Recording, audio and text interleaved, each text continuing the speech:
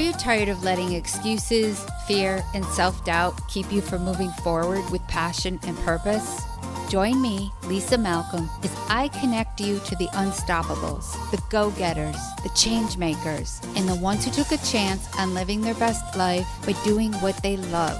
It's time for a kick in the yes. Welcome to Kick in the Yes podcast. I'm so happy you're here. Be sure to hit the subscribe button so you can get the latest episodes as they're released. Now let's get started. Imagine one day leaving a 30-year career to go back home to be closer to your family. You're single, you're in your mid-50s, and starting the second act of your life, and wonder what's to come. Who knew the next act would bring love and a new career in the budding hemp world? Today, I'd like to introduce you to my guest, Carrie Babich. She's a savvy businesswoman with 30 years of experience in the hospitality industry in Florida, who's now moved on to a field of dreams in hemp farming in Colorado. Carrie grew up in Aspen. Her dad, a mentor and her biggest fan, was also the founding father of Snowmass Village. I'm guessing she's been building businesses since she was a young girl. I've had the pleasure of knowing Carrie for over 20 years. And her story today is an inspiration to all, and one that really shows when one door closes, many new doors are waiting to be opened. However, the first thing you have to do is kick in the yes.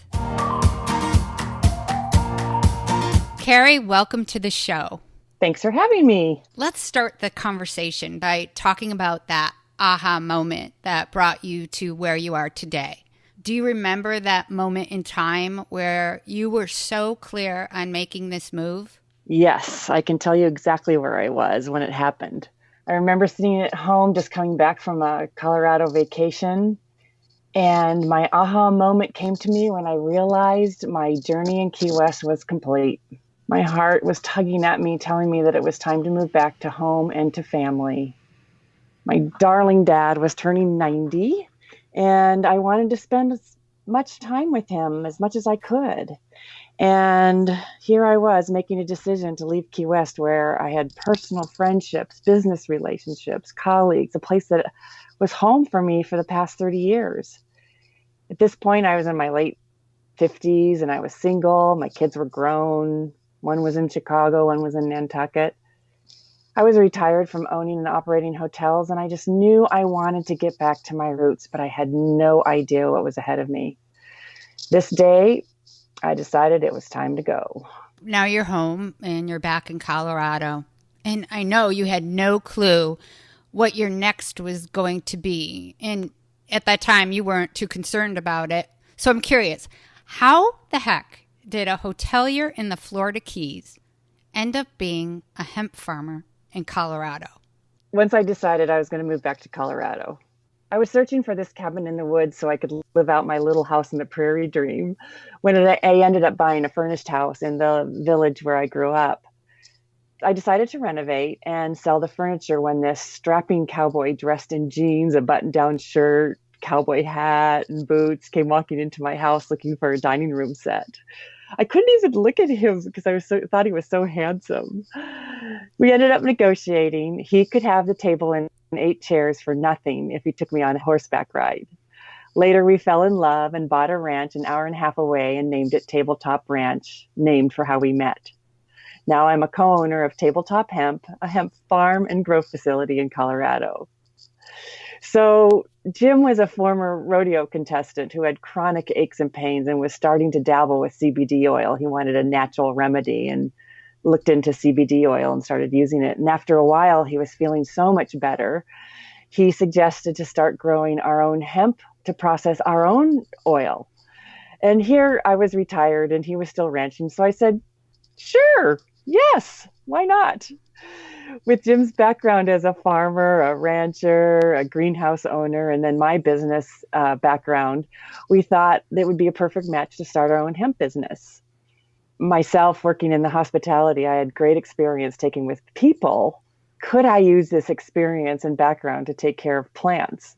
I absolutely knew nothing about it and expressed my concern. And he said, Carrie, don't worry about it. We'll just paint your thumb green. I love that story. I remember the day that you told me that you are now owner of a hemp farm, and my reaction to you over the phone was, "You're what? You did what?" Then I fell in love with the story of how selling a table and 8 chairs changed your life forever. I always tell you this could be a new story for the Hallmark Channel. It's harvest time at Tabletop Hemp, isn't it? Looks like you won the trifecta in life, love, and business, and I couldn't be happier. It's funny how it all came together at once. Let's talk about hemp. I'd like to learn more about your new venture, so tell us about the hemp farming world at Tabletop Hemp. Well, Tabletop Hemp is a family-owned and operated boutique farm and grow facility in a county called Garfield County in Colorado. In our grow facility, we raise seedlings, clones, teens, and mother plants that we sell to hemp farmers. And then on our 40-acre farm, we have planted a variety of hemp strains to harvest sometime this fall. Hemp's a growing industry that comes with a lot of growing pains. And I want to touch base on a few of them. But first, tell us what hemp is and what it's not. Well, the funny thing is this, in a sense, was one of our growing pains because it was very difficult to have to educate not only ourselves, but we had to educate the people around us that we were not going to be pot farmers. Hemp is just like marijuana. It's a cannabis plant. It looks and smells just like marijuana. However, marijuana can have up to 30% THC, and it's on the federal controlled substance list, where hemp is non-intoxicating and has only 0.3% THC. It's one of the strongest natural fibers in the world. It's used for textiles, building materials, body care, paper, food, and fuel, and you cannot get high on hemp. As far as the growing pains, no matter what business you're in, you have to stay informed. We stay connected. We reach out to organizations and groups. We call our fellow colleagues in the industry. Hemp just became nationally legalized in December. But at the state level, there's a different set of regulations and rules. But I'm lucky to have a partner who's been in the farming industry for 30 years, but it's still a learning curve for both of us. There are so many growing pains, but the good news is that we're not alone. A lot of farmers are out there. They're in the same place as we are. I can see that online because hemp is in the news all the time now. Let's talk about how this has changed you. I'm talking about you personally. Do you see any changes in the way you're living your life now? You moved from paradise to living on a farm. Well, I had to really change my business focus to a farming focus. I was constantly moving, constantly going, constantly trying to get things done really fast in my business life. And I had to kind of convert to more of the farming life. First and foremost, I had to learn that it's okay to be humble. It's okay to say, I really don't know and I really need help. And if you're willing to admit that you don't know it all, it's easier for the next person to admit that they don't know it either. But secondly, and most importantly, I am present and I'm truly in the moment. And I'm not thinking about that list of things I have to do and what path I need to take next and what do I have to accomplish next. I'm no longer in a rush. I went from running a boutique hotel to running a boutique farm. I used to get up, go to meetings, make sure I had the right team in place, that we had happy guests, and we had a great product to sell. Now I get up, I feed the chickens. Oh, by the way, I get up when the sun is rising. Feed the chickens, feed the horses, water the vegetable garden, and then either head to the hemp facility or to the farm. We know our plants intimately. We care for them daily. I talk to them daily. If they're sick or sad, we know it. The environment that they thrive in is so important. So if something's not right or if something is right, we're on it. And it's almost like having children all over again. What's your go-to song when you sing to them? I do sing to them all the time. It just all depends. It depends on what my mood is. So what are some of the concerns you share with others in the industry? There are a lot of people out there that are really on the get rich bandwagon who may not have the knowledge or the standards of their product. You have to be really careful with whom you're working with or buying from.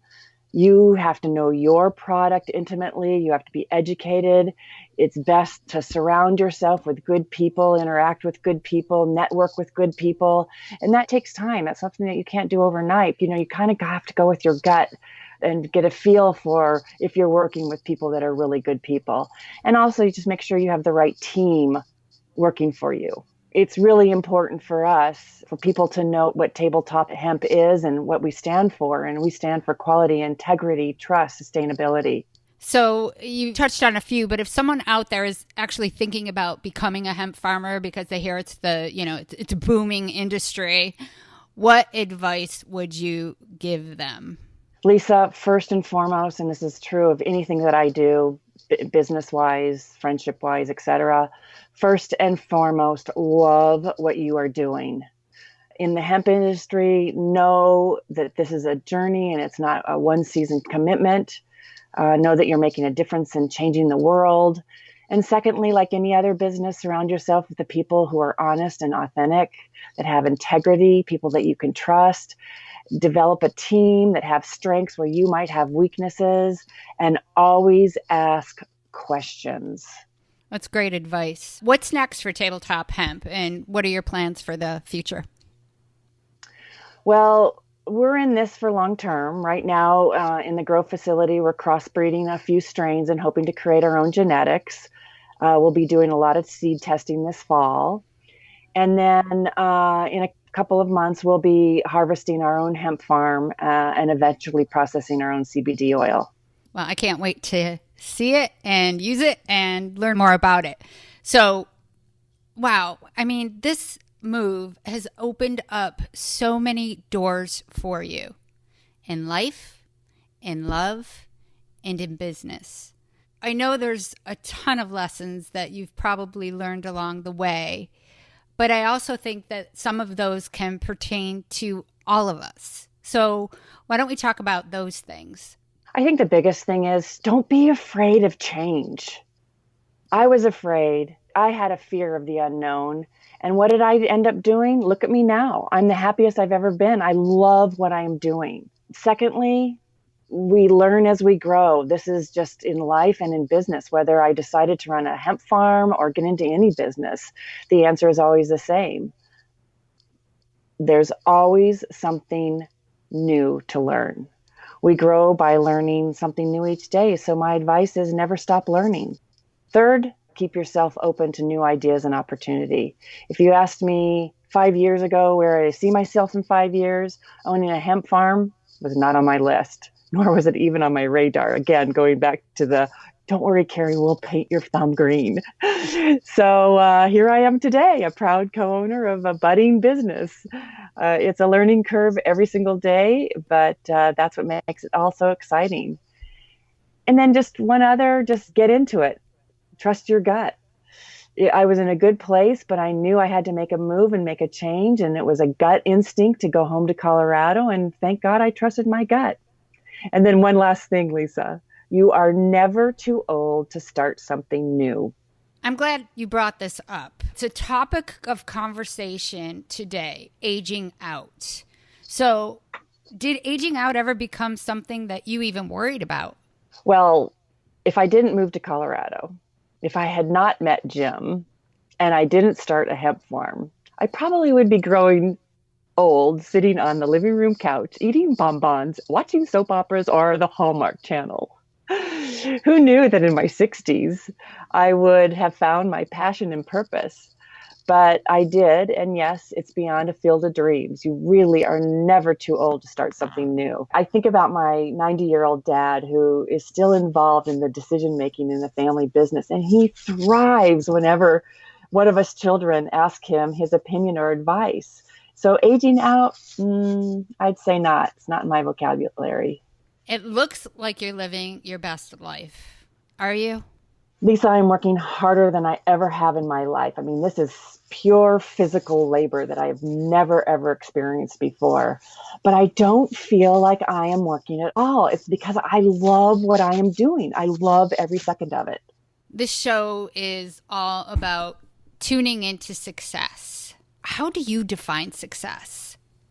Well, to me, it's not about how much money you're making, although that is quite nice. It's all about living in the moment, being present, and loving what you do. You did take a chance by making a move, and it paid off big time. I am so happy that you shared your story with us. Any final words of wisdom you want to share to our guests? I guess I'm going to say it again. I say yes to any opportunities and don't be afraid of change.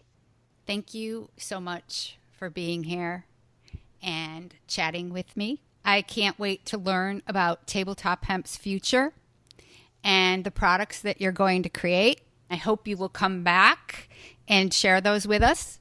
In the meantime, how can people find out more about Carrie Babich and Tabletop Hemp? Just visit our website, tabletop-hemp.com.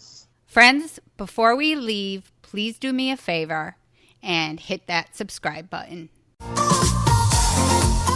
Thanks so much for listening. If you have an inspiring kick in the yes story, I want to hear from you. Send me an email at hello@kickintheyes.com and maybe I'll feature your story on the podcast. Till then, always remember, knock out the no and tune into success.